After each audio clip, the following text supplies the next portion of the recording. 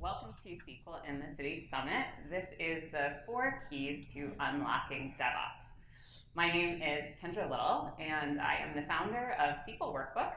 I'm a Microsoft Certified Master in SQL Server and a Microsoft MVP, and most importantly, I am an evangelist at Redgate.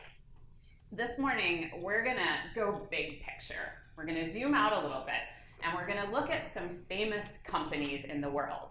And we're gonna look at why some of these companies have been famous for transforming their business and using technologies in ways that really sped them up and have made them successful. And we'll look at one company that wasn't successful in transforming their business and harnessing technology. And we're gonna talk about what are the traits that set apart these companies and what helps some succeed while others don't. We're then going to look at a framework that we at Redgate see as the 4 keys to unlocking database DevOps, and we're going to explore how these keys relate to the cultural changes that some of these companies were able to make that helped them use technology really, really well. You'll learn more about these 4 keys throughout the days and how they relate to different technical aspects as well. They're really, really helpful in terms of thinking through how do I launch, implement, and succeed at doing DevOps. First up, we are going to talk a little bit about Dominos.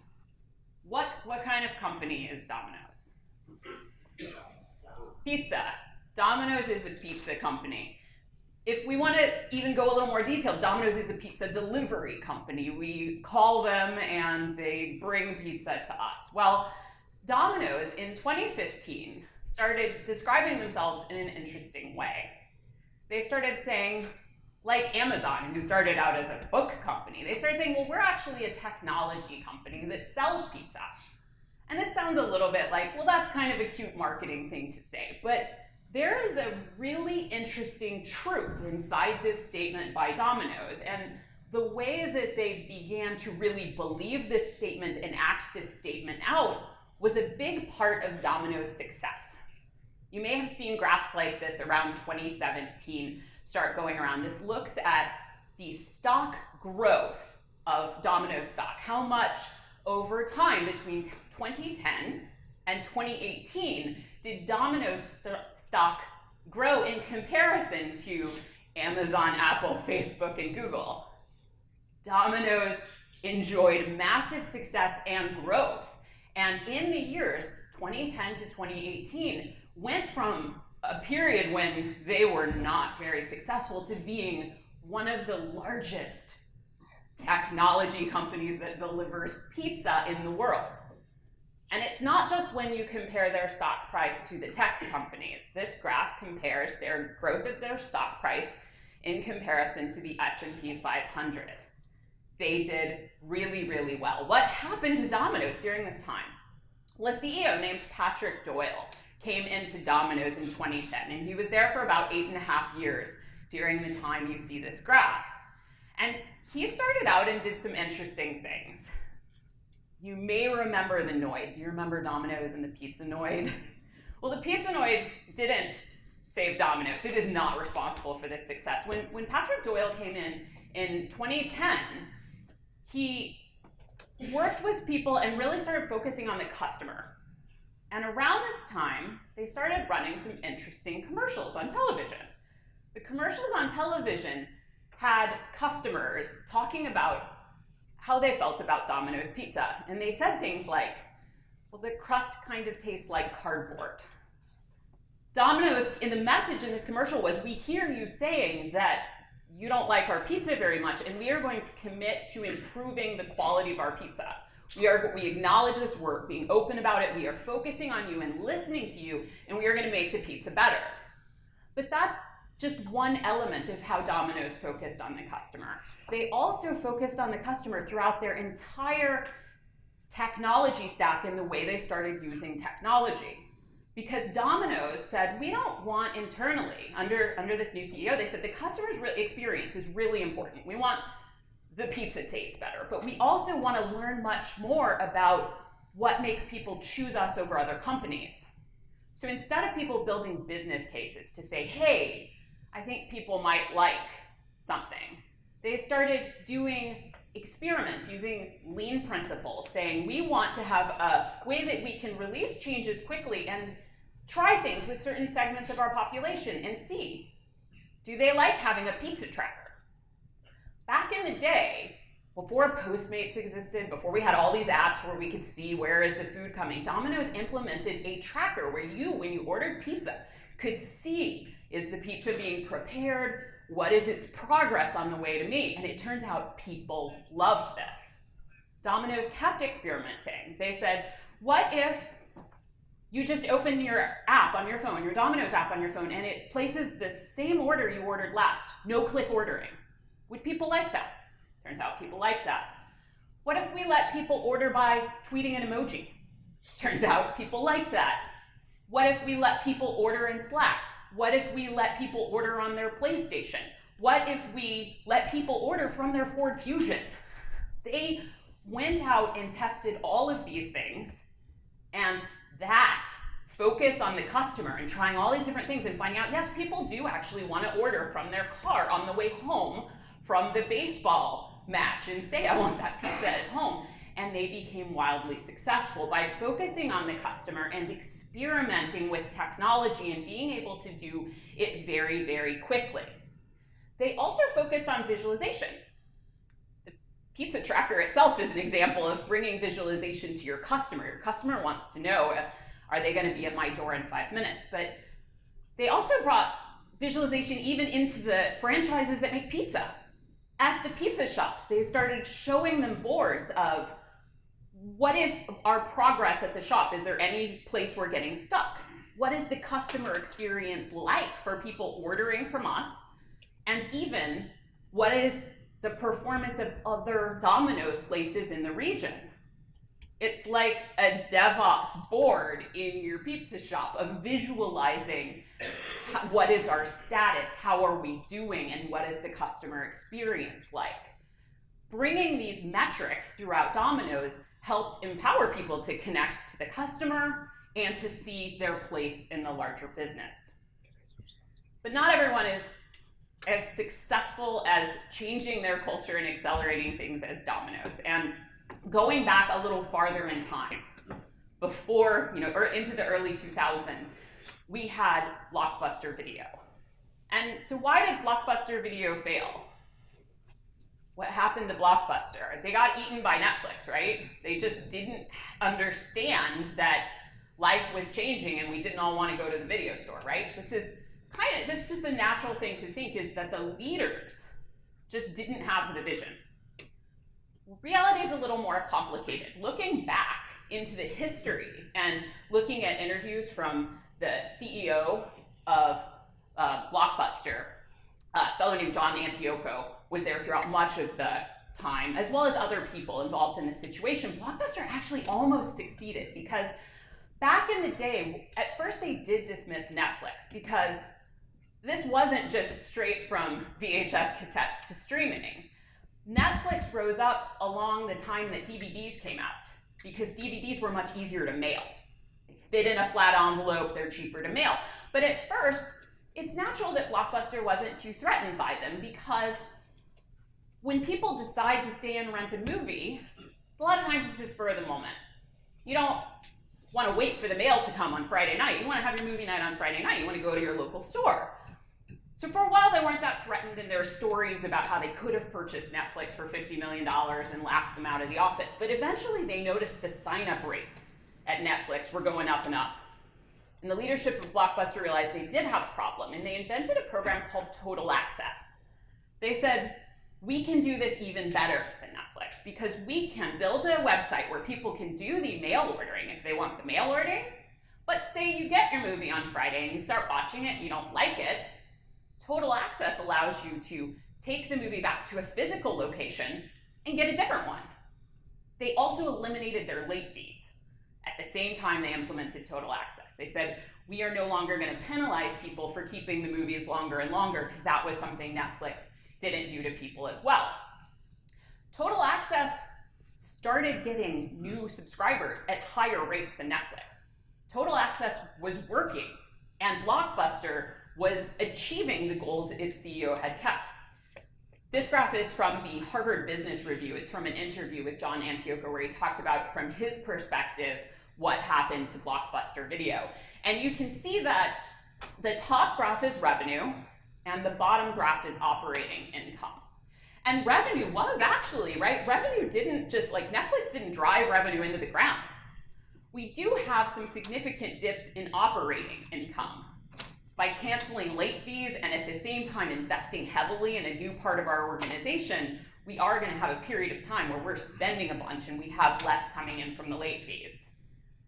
But the problem that happened, I mean, you're looking at this graph and you're like, but it went back up even, right? Like, we have a dip, but what happened? Well, what happened at Blockbuster was that they had a vision. They could have succeeded, but they failed to make a cultural change throughout the company. The franchisees and key stakeholders, members of the board, did not believe in the same vision.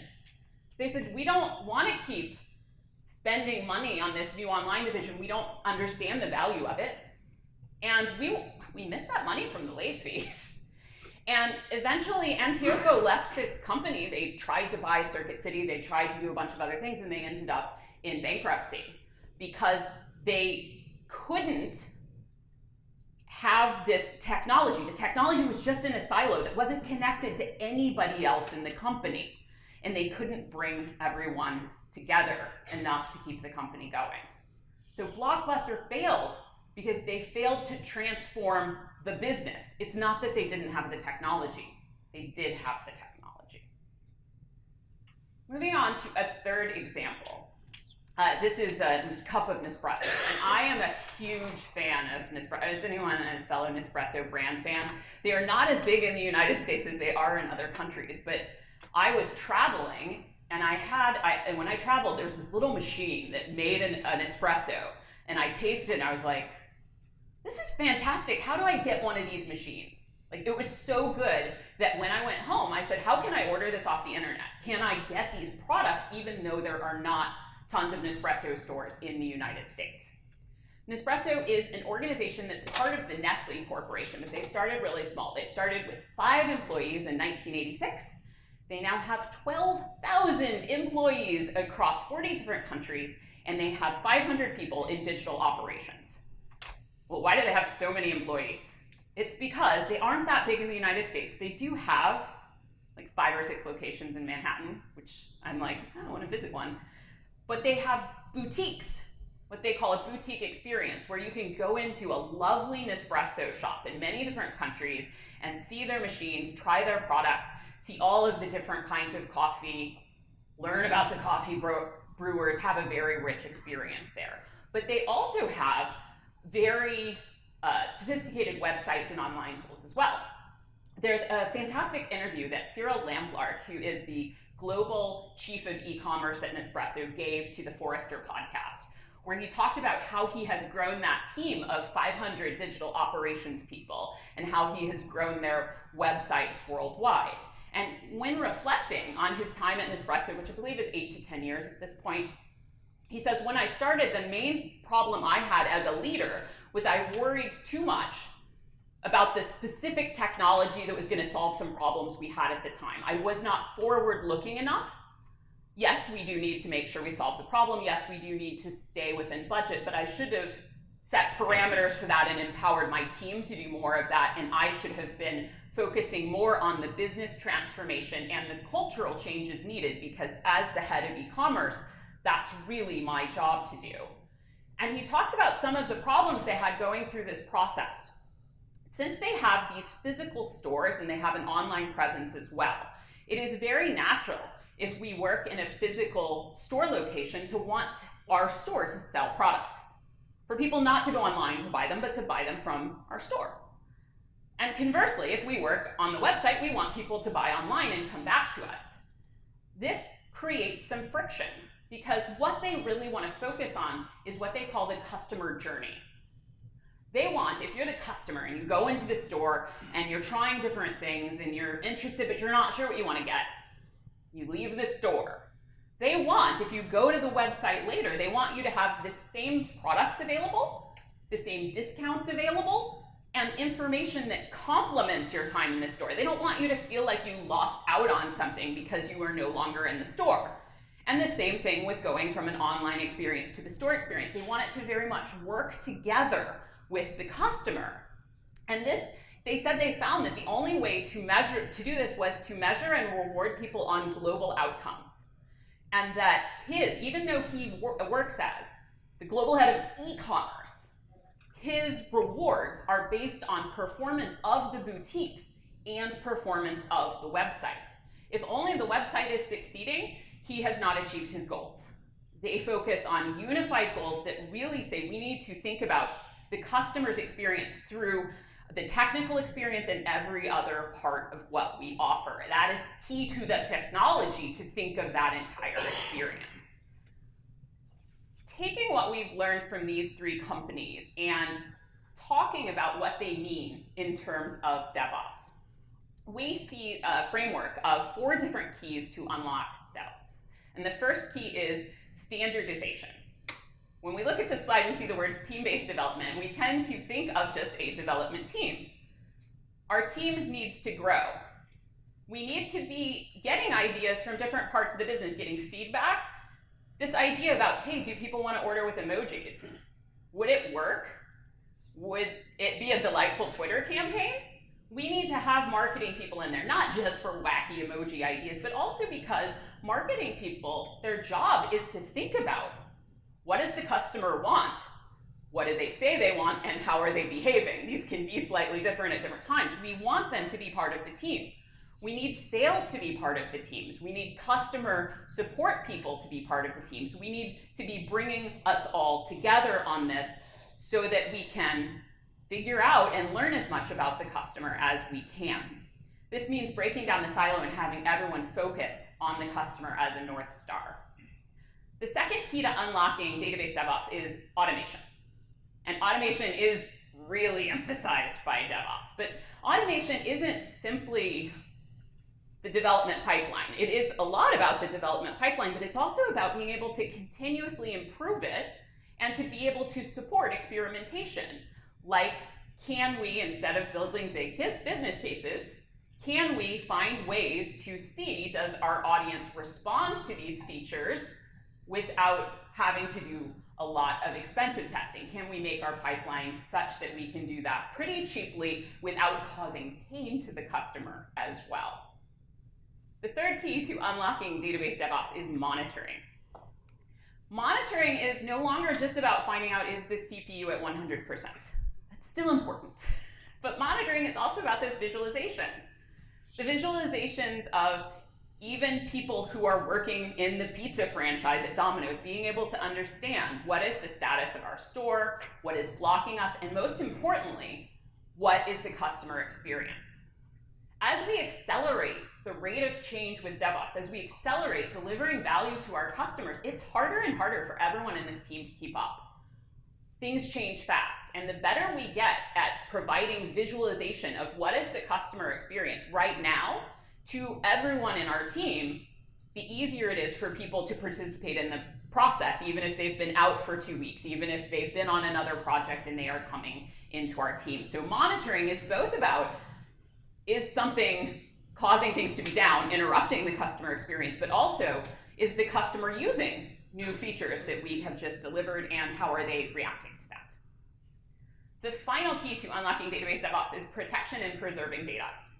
And this is particularly, I mean, all of these are critical, but this one with recent regulations and ever more famous security breaches. Every day there's a new security breach. The importance of this one is vital. There was a talk by Aaron Levy, who's the CEO of Box, and he said something that I had never heard anyone say before. He said, when we think about how we use data, we need to use it in accord with not just the customer's consent, but also the customer's intent. Because if we violate that, and the customer finds out about it, we have broken their trust, and our brand is no longer worth anything to them. If I give my phone number, for example, for third-party verification, for security logging in, my intent is not that that be used to send advertisements to me by identifying me as a customer, right? Technically, I may have consented to that through a disclosure, but we need to think about both of these things, and we need to design our systems to be resilient in case a hacker attacks us, in case a data center goes down, or a region of the cloud goes down, or all of these things that can happen do happen. Or even just if we need to restore a copy of what the data looked like 2 weeks ago because, oops, somebody dropped the data the day after in one of the tables. Need to think about protection and have this part of our culture where, as part of our development process, we think about these things. We have checklists that help us keep track of them. These are the 4 keys we see to unlocking database DevOps. And I love the concept of these keys. I think it really does help you think through what are the things I need to do for both the technical and the cultural transformations that are needed for DevOps. And that these help build teams across the company so that we don't end up in the situation where the value of IT is just locked in a little silo that other people do not understand, and where the true power of technology is just not even grasped by many, many people at the company. We really need to unlock these 4 keys across the scope of our companies.